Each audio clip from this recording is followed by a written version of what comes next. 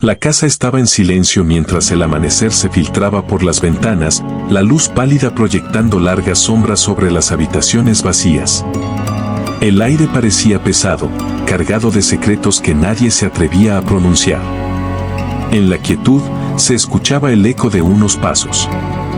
Don Salvador, un hombre cuyo rostro mostraba las marcas del tiempo pero cuyo corazón permanecía tierno, se movía lentamente por la casa. Sus ojos se posaron en la mesa vacía. Suspiró y tocó la taza de café aún tibia, deseando, esperando, que uno de sus hijos apareciera y llenara nuevamente el hogar de vida. La familia alguna vez había sido completa, pero ahora la tensión se había arraigado. 3 hijos habían crecido en esa casa, cada uno cargando con diferentes esperanzas, sueños y responsabilidades. El mayor, Alberto, casado con Sofía, una mujer de carácter fuerte con palabras filosas y un orgullo inquebrantable, marcaba a menudo el tono del hogar. El segundo hijo, Mauro, casado con la hermana de Sofía, compartía los mismos prejuicios y la misma visión de la familia, formando una alianza tácita dentro de la casa. Y luego estaba Ian, el menor, noble y soñador, que se había casado por amor. Su esposa, Elena, era amable, sensible y radiante, una luz que incomodaba a quienes habían convertido la casa en un reino de control. Todo comenzó con una joya perdida. Sofía aseguró que había sido robada y caminó por la casa gritando acusaciones. Sus ojos buscaron inmediatamente a Elena. El aire del comedor se volvió eléctrico, como si una lanza hubiera atravesado el silencio tenso. Elena intentó explicar, pero su voz se perdió frente a las palabras cortantes de Sofía. Mauro y su esposa se pusieron del lado de Sofía, y una tormenta de reproches cayó sobre Elena. Ian intervino, defendiendo a su esposa con palabras firmes, su amor y seriedad eran evidentes. Pero nadie escuchó. Las últimas palabras de Sofía lo cambiaron todo: si Elena no dejaba la casa, ella misma se iría. Esas palabras quedaron suspendidas en el aire como un veneno. Don Salvador observó en silencio. Nunca le había gustado interferir en las disputas de sus hijos adultos, pero su corazón sabía que algo estaba profundamente mal. Antes de que pudiera decir una palabra, Ian tomó la mano de Elena y juntos se marcharon. No permitiría que ella continuara sufriendo, ni daría a Sofía la satisfacción de destruir su matrimonio. Cuando la puerta se cerró tras ellos, una pequeña parte del alma de Don Salvador se quebró. Pasaron los días. El silencio se convirtió en compañero constante. Por la noche, Don Salvador se sentaba en su vieja mecedora recordando a Ian, la risa de su hijo, sus travesuras de niño, la forma en que se aferraba a él cuando tenía miedo. Ese hijo había sido su alegría más pura, y ahora se había ido. Los otros hijos pasaban junto a él, pero nunca se detenían. Estaban atrapados en sus propias vidas, sus propias discusiones y su propio orgullo. Un día, mientras barría el patio, Don Salvador encontró un pequeño soldadito roto, uno que Ian había usado de niño. Lo sostuvo con ternura, con lágrimas llenando sus ojos. Lo acarició como si tocara un recuerdo vivo.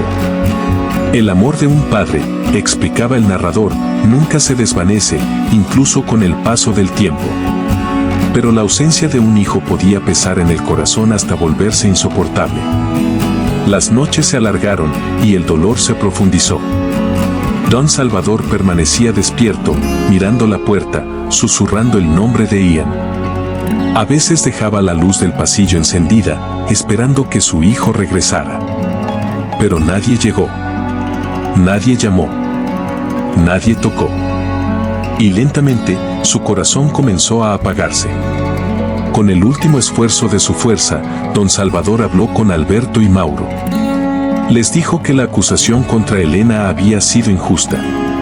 Les pidió que buscaran a Ian y se disculparan, que repararan lo que el orgullo había roto. Pero Sofía intervino de nuevo, con dureza. Dijo que no necesitaban a Elena, que Ian podía quedarse lejos y que no había necesidad de remover el pasado. Ese día, el corazón de Don Salvador se quebró de una manera que nadie notó. Sus manos temblaban, su voz se quebró, y sus ojos se llenaron de una tristeza que el mundo se negaba a ver. Los días pasaron. Dejó de comer, caminaba más despacio, y su sonrisa desapareció. El narrador explicaba que a veces el dolor no grita, a veces se encierra en el pecho hasta que no queda espacio para respirar. Y ese dolor había echado raíces profundas en él. Una noche fría y lluviosa, don Salvador se sentó frente a la ventana, mirando el camino oscuro, esperando ver regresar a Ian. Con un susurro frágil llamó a su hijo, mi niño, mi Ian. Ojalá estuvieras aquí. Cerró los ojos.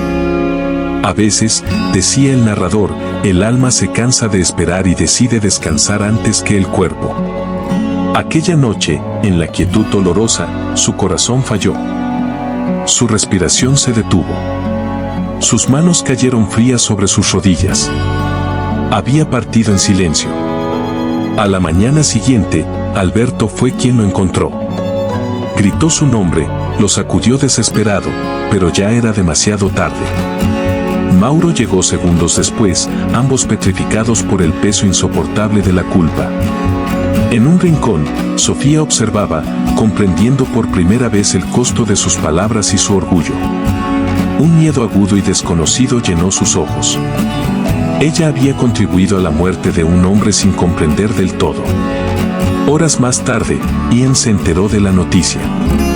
Viviendo humildemente con Elena en un pequeño cuarto alquilado, el mundo parecía desaparecer bajo sus pies. Cayó de rodillas, gritando un dolor que desgarraba su alma. No había visto a su padre en semanas, no había podido abrazarlo, ni decirle que lo amaba. Elena lo sostuvo mientras lloraba, y nunca había visto a Ian tan roto.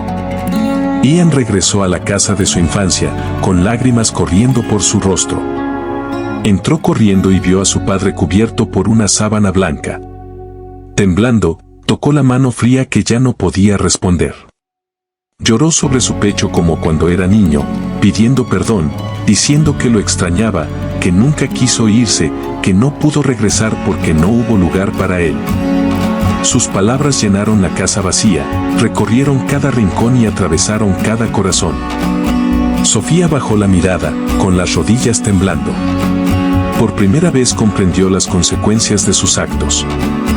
No era simplemente una discusión familiar. Era la muerte de un hombre bueno, el dolor de un hijo y la destrucción de un hogar. Mauro se acercó a Ian y lo abrazó, incapaz de hablar. Alberto hizo lo mismo. Era la primera vez que los tres hermanos se abrazaban así desde la infancia. El narrador explicaba que a veces las tragedias reúnen lo que el orgullo ha separado, aunque a menudo demasiado tarde. El funeral fue silencioso, ni siquiera el viento se atrevía a interrumpir el dolor. Ian caminaba detrás del féretro, cada paso una puñalada, cada recuerdo más agudo que el anterior. Días después, la casa permaneció en silencio, pero un silencio diferente. Uno que hablaba, que acusaba, que recordaba. Sofía pidió perdón a Ian y Elena con lágrimas sinceras, pero el perdón no podía devolver al padre que ya no estaba. Al final, el narrador concluyó, a veces las palabras duelen más que las espadas. A veces el orgullo mata más que el odio. Y a veces, la ausencia de un hijo puede romper a un padre hasta apagar su vida. Las familias no se destruyen desde afuera, se rompen desde adentro, cuando el amor se reemplaza con ego, cuando la comprensión se cambia por juicio, cuando el corazón olvida escuchar. Un hijo roto. Un padre llorando. Y una familia que entendió demasiado tarde el precio del orgullo.